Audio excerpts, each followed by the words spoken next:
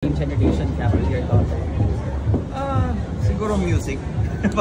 pag iba yung music nila. Pero nakaka-ride din naman ako. Pero minsan tinatanong ko, ano yung music mo? Kasi hindi ko na alam. So siguro in that way. Pero very bagets kasi siya. Very cool. Nagti-TikTok din yan. Ganon. So very game siya sa lahat. So feeling ko hindi naman sobra. Updated pa din kahit yes! Ash, pag gusto mong gumawa ng male endorsers one, syempre si Daddy mo na yung unang male endorser mo. Sino pa yung at least 2 celebrities na gusto mong isama dun sa roster? If ever lang naman, wish lang ano mo. Parang hirap. Baka yung mga co-stars din niya sa Abot Kamay that came out to support us here also. Sila si Jeff Moses tsaka si John Dick. Pwede. And where is this available and how do you we are going to be recommend it? launching online on August 7th and it will be exclusively launched sa TikTok shop. Okay. So Richard, yung Abot Kamay, anong reaction mo na parang kayo na yata ang longest running series?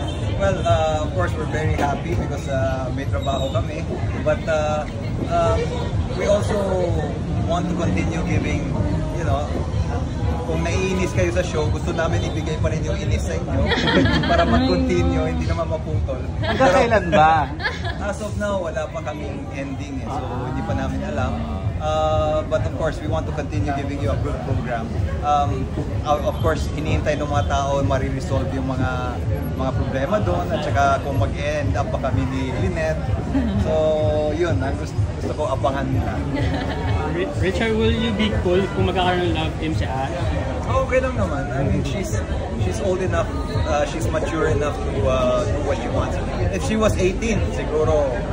Pero ngayon, alam ko na kaya na ni Ashley. I'm 28 now. So, What? Yes.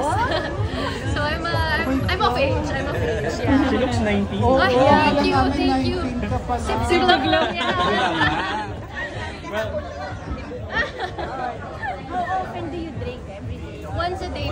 Yeah. So taking this, parang it's good enough for one day na yung dosage niya.